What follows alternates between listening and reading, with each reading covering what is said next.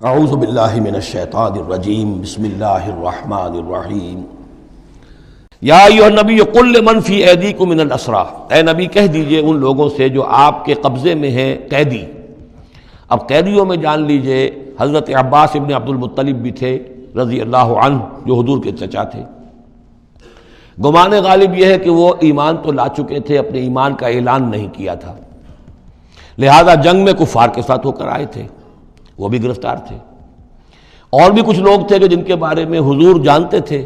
کہ یہ لوگ جو ہے اپنی دلی خواہش سے نہیں آئے ہیں، بلکہ یہ کہ اپنے سرداروں کے دباؤ کی وجہ سے آئے ہیں، لیکن قانون تو قانون ہے۔ تو اس طریقے کا معاملہ جب ہوا ہے، اور پھر حضور کے اپنے اقدامات، وہ قیدی ہیں ابو العاص، ان کی بڑی صاحبزادی زینب رضی اللہ تعالی عنہا نے پھر ان کے لیے اپنا وہ ہار بھیجا ہے جو حضرت خدیجہ نے انہیں شادی کے موقع پر دیا تھا۔ تو یہ ایسی کیفیات ہیں، ہم جب پڑھتے ہیں ان چیزوں کے تو ہمارے لیے تو ایک تعلق جو ہے وہ ایک ماضی کی تاریخ کے قصوں کی ہے۔ وہاں تو یہ خونی رشتے بھی تھے، تعلقات بھی تھے، ایک ہی خاندان ہے، ایک ہی قبیلہ ہے، اسی کے لوگ آئے ہوئے ہیں۔ تو اب حضور کے دل میں جو ہے اس وقت سنا یہ ہے کہ جب رات کے وقت کراہ رہے تھے حضرت عباس، انہیں باندھا ہوا تھا، سخت ظاہر بات ہے قیدیوں کو جکڑا ہوا ہے رسیوں کے اندر، تو ان کے جو کچھ اتنا بند تھے کہ سخت تھے، وہ جو بند تھے جن میں بندھے ہوئے تھے کہ کراہ رہے تھے، تو حضور نے کہا تمام قیدیوں کے بند ڈھیلے کر دو۔ یہ نہیں کہا کہ صرف عباس کا بند ڈھیلا کر دو، بلکہ آپ نے ان کی کراہنے کی آواز سن کر پھر آپ نے فرمایا سب کے بند ڈھیلے کرو، اتنا سخت ان کو نہ باندھو۔ تو اس طرح کا معاملہ جو ہے اس کو ذہن میں رکھیے۔ یا ایھا النبی قل لمن فی ایدیکم من الاسریٰ، کہہ دیجئے ان سے جو آپ کے ہاتھ میں اب قیدی ہیں، ان یعلم اللہ فی قلوبکم خیرا، دیکھو اگر جو کچھ تمہارے دلوں میں ہے اللہ کے علم میں ہے کہ وہ خیر ہے، یؤتکم خیرا مما اخذ منکم، تو جو کچھ تم سے اس وقت لیا گیا ہے اس سے بہتر اللہ تمہیں دے دے گا۔ یعنی یہ کہ نیت کا معاملہ تمہارا اور اللہ کے مابین ہے، ہمارا معاملہ قانون کا ہے۔ تم آئے کفار کے ساتھ جنگ کرتے ہوئے آئے ہو، پکڑے گئے ہو، اب ان میں کوئی ڈسکریمنیشن نہیں ہو سکتی۔ کوئی شخص کہے کہ نہیں صاحب میں تو مجبوراً آیا تھا، اور میں تو کسی کے کہنے میں آیا تھا، اور میں تو حقیقت میں تو اسلام لا چکا تھا، یہ بات جو ہے اب نہیں چلے گی۔ لہذا یہ ضرور ہے کہ اگر تمہارے دل میں کوئی خیر ہے، کوئی بھلائی ہے، اور اس وقت یہ کہ تم سمجھتے ہو کہ تم اس صورتحال میں مجبوراً پھنس گئے ہو اور تمہیں فدیہ ادا کرنا پڑ رہا ہے، تو اللہ تعالیٰ تمہیں اس سے کہیں زیادہ دے دے گا کہ جو آج تمہیں فدیے میں دینا پڑ رہا ہے۔ ظاہر بات ہے کہ وہاں بیویوں کو خبریں پہنچی، انہوں نے اپنے زیور بھیجے ہیں، حضرت زینب رضی اللہ تعالی عنہا نے بھی اپنا زیور بھیجا، ہار بھیجا ہے، اور حضور کی آنکھوں میں آنسو آ گئے جب آپ نے وہ ہار دیکھا، حضرت خدیجہ کا ہار رضی اللہ تعالی عنہ۔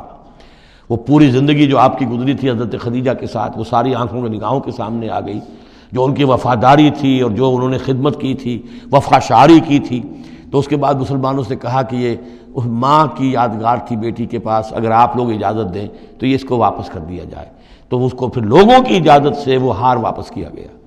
تو یہ سارے جو جذباتی معاملات تھے ان کو اچھے سے سمجھیے کہ ہم پڑھتے ہوئے ان چیزوں کو سمجھتے ہیں کہ جیسے ایک بس تاریخ کا ایک واقعہ ہے، اس کے ساتھ جو احساسات، جذبات، جو اس کے ساتھ اور فوری جو اس وقت کی کیفیات تھی، اس کا ہمارے لیے اکثر و بیشتر تو ممکن ہی نہیں کہ تصور کر سکے۔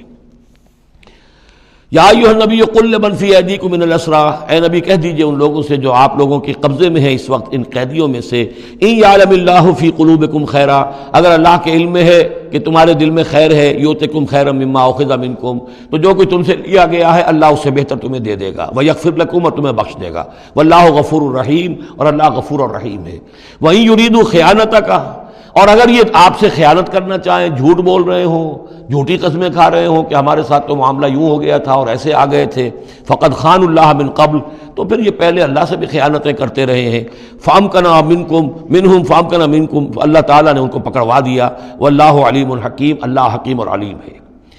اب یہ یوں سمجھیے کہ کنکلوڈنگ آیات ہے سورہ مبارکہ کی، ان الذین آمنوا وہاجروا وجاہدوا باموالہم وانفسہم فی سبیل اللہ والذین آووا ونصروا اولئک بعضهم اولیاء بعض، یقیناً وہ لوگ جو ایمان لائے اور جنہوں نے ہجرت کی اور جہاد کیا اپنے اموالوں اور جانوں کے ساتھ اللہ کی راہ میں، اور وہ لوگ جنہوں نے انہیں پناہ دی اور ان کی مدد کی، اولئک بعضهم اولیاء بعض، یہ وہ لوگ ہیں کہ جو ایک دوسرے کے ساتھی ہیں، رفیق ہیں۔ یہ آپ نے بات سمجھ لی۔ اس وقت تک مسلمان معاشرہ جو ہے یہ دو حصوں میں علیحدہ علیحدہ منقسم تھا، مہاجرین، انصار۔ اگرچہ مہاجرین اور انصار کو بھائی بھائی بنایا جا چکا تھا، لیکن ظاہر بات ہے کہ صرف اس طرح کے تعلق سے وہ پورا جو قبائلی نظام جو ہے وہ ایک دم تو تلپٹ نہیں ہو جاتا۔ تو اس وقت تک یہ صورتحال بھی یہ ہے کہ جو پہلے جو 8 مہمیں حضور نے بھیجی ہیں اس میں کسی انصاری کو شریک نہیں کیا، وہ ایکسکلوسیولی مہاجر فینومینن تھا۔ جنگ بدر میں پہلی مرتبہ جو ہے انصار شریک ہوئے ہیں، ورنہ پہلے صرف مہاجرین تھے۔ لہذا وہ پہلی آیت جو ہے ان الذین آمنوا، وہ لوگ جو ایمان لائے، وہاجروا، انہوں نے مکے سے ہجرت کی، مدینے آ گئے، وجاہدوا باموالہم وانفسہم فی سبیل اللہ، اور انصار مدینہ تو اب جہاد میں شریک ہوئے ہیں، یہ 1.5 سال سے اس جہاد میں پہلے سے چلے آ رہے ہیں کہ پوری 8 مہمیں جو پہلے کی ہیں وہ ایکسکلوسیو جو ہیں وہ صرف مہاجرین نے کی ہیں۔ وجاہدوا باموالہم وانفسہم فی سبیل اللہ، یہ ایک طبقہ ہو گیا، ایک جماعت ہو گئی۔ والذین آووا، اور انصار کی شان کیا ہے؟ انہوں نے انہیں جگہ دی، پناہ دی، اپنے گھر تقسیم کر دیے، اپنی دکانیں تقسیم کر دی، اور اس طریقے سے مسلمانوں کے لیے اپنے دلوں میں بھی اور اپنے گھروں میں بھی پوری جگہ پیدا کی۔ اولئک بعضهم اولیاء بعض، انہوں نے مدد بھی کی، یہ سب ایک دوسرے کے ساتھی ہیں۔ والذین آمنوا ولم یہاجروا، اور وہ لوگ کہ جو ایمان لائے لیکن ہجرت نہیں کی، ما لکم من ولایتہم من شیء، تمہارا ان کے ساتھ اب کوئی تعلق نہیں۔ آگے تو آگے چل کر سورہ نساء میں جو بعد میں نازل ہوئی ہیں پڑھ چکے ہم پہلے، ان میں تو یہ ہے کہ وہ کافر اور منافق قرار دیا گیا، ان کے ساتھ وہی سلوک کرو جو کافروں کے ساتھ ہے، انہیں پکڑو اور قتل کرو، الا یہ کہ کسی ایسی قبیلے سے ہوں جن کے ساتھ تمہارا معاہدہ ہو، وہ پورا قانون وہاں آ گیا ہے۔ لیکن یہاں بھی پہلی بات بتا دی گئی، اب کوئی ولایت باہمی تمہاری ان کے ساتھ نہیں ہے۔ یعنی فرض کیجئے کوئی شخص کہتا ہے میں تو ایمان لا چکا تھا، مجبوراً آئے تھے لیکن ہجرت کیوں نہیں کی؟ جب ہجرت نہیں کی تو اب تمہارا شمار ہوگا انہی لوگوں کے ساتھ جن کے ساتھ تم جنگ کر کے آئے ہو۔ تم یہ نہیں کہہ سکتے کہ میرا تعلق جو ہے اہل ایمان سے شمار کیا جانا چاہیے۔ والذین آمنوا ولم یہاجروا ما لکم من ولایتہم من شیء، تو کوئی تمہاری ان سے رفاقت نہیں ہے، کوئی تعلق نہیں ہے، کوئی عہد نہیں ہے، کوئی قول و قرار نہیں ہے۔ یہ آیت بھی معلوم ہوتا ہے کہ انہی جو اسیر تھے غزوہ بدر کے، انہی کی طرف اصل میں روح سخن ہے۔ حتیٰ یہاجروا، جب تک کہ وہ ہجرت نہ کریں، ہاں اب واپس جائیں، فدیہ دے کر جائیں، پھر ہجرت کر کے آ جائیں تو ٹھیک ہے، پھر وہ مسلمانوں میں سے ہوں گے، تمہارے بھائی ہوں گے، تمہارے حمایتی ہوں گے اور تم ان کی حمایت کرو گے۔ وَإِنِ اسْتَنصَرُوكُمْ فِي الدِّينِ، اور وہ لوگ کہ جو ایمان تو لائے لیکن ہجرت نہیں کی، اپنے اپنے قبیلوں میں رہے یا مکے میں رہے، اگر وہ تم سے مدد مانگے دین میں، فَعَلَيْكُمُ النَّصْرُ، تو اے مسلمانوں تم پر واجب ہے ان کی مدد کرنا۔ إِلَّا عَلَىٰ قَوْمٍ بَيْنَكُمْ وَبَيْنَهُمْ مِيثَاقٌ، سوائے اس کے کہ وہ کسی ایسی قوم سے تعلق رکھتے ہوں کہ جن کے اور تمہارے درمیان کوئی معاہدہ ہے۔ اگر کوئی قبیلہ ہے کہ جس کے ساتھ حضور نے معاہدہ کیا ہوا ہے صلح کا، اور وہاں کوئی مسلمان ہے اور وہ ہجرت تو کر نہیں رہا، وہاں سے وہ مدد کی درخواست کرتا ہے کہ میری مدد کی جائے، تو اس کے خلاف اس کی مدد نہیں کی جائے گی، اس لیے کہ قوم کے ساتھ معاہدہ ہے۔ واللہ بما تعملون بصیر، اور جو کچھ تم کر رہے ہو اللہ اسے دیکھ رہا ہے۔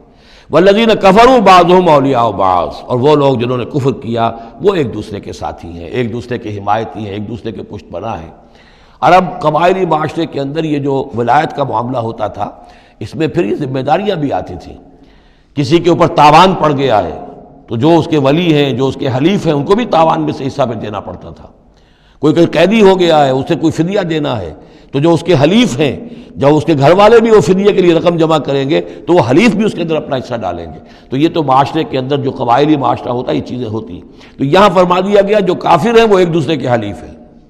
جو اہل ایمان ہیں وہ ایک دوسرے کے حلیف ہیں، لیکن اہل ایمان میں سے جو ہجرت نہیں کرتے وہ اہل ایمان کے حلیف نہیں ہیں، بلکہ وہ تو انہی کافروں کے ساتھ شمار ہوگا ان کا جن کے ہاں وہ رہ رہے ہیں۔ البتہ یہ کہ اگر وہ مدد طلب کریں تمہیں مدد کرنی ہوگی، بشرطے کہ ان کے قبیلے سے تمہارا کوئی معاہدہ نہ ہو۔ الا تفعلوہ، اگر تم ان چیزوں کی پابندی نہ کرو، ایک مسلمان ہے وہاں سے اس نے خط لکھ دیا ہے کہ مجھے یہاں ستایا جا رہا ہے، حالانکہ اس قبیلے سے آپ کا معاہدہ اور آپ چڑھ دوڑے اس قبیلے کے اوپر، تو یہ معاملہ نہیں چلے گا دنیا کے اندر۔ ہر چیز کا ایک قاعدہ ہے، قانون ہے، اسے وہاں سے ہجرت کرنی چاہیے، یا ہجرت نہیں کر رہا ہے تو تکلیف جھیلنی چاہیے، برداشت کرنی چاہیے۔ مسلمان مدد نہیں کر سکتے چونکہ اس کے قبیلے سے مسلمانوں کا معاہدہ ہے۔ الا تفعلوہ، اگر یہ قواعد و ضوابط پیش نظر نہیں رکھو گے، ان کی پابندی نہیں کرو گے، تکن فتنۃ، تو پھر تو یہ ہے کہ فساد برپا ہو جائے گا، فتنہ پھیلے گا، فی الارض و فساد کبیر، اور بہت بڑی جو ہے بدامنی ہو جائے گی۔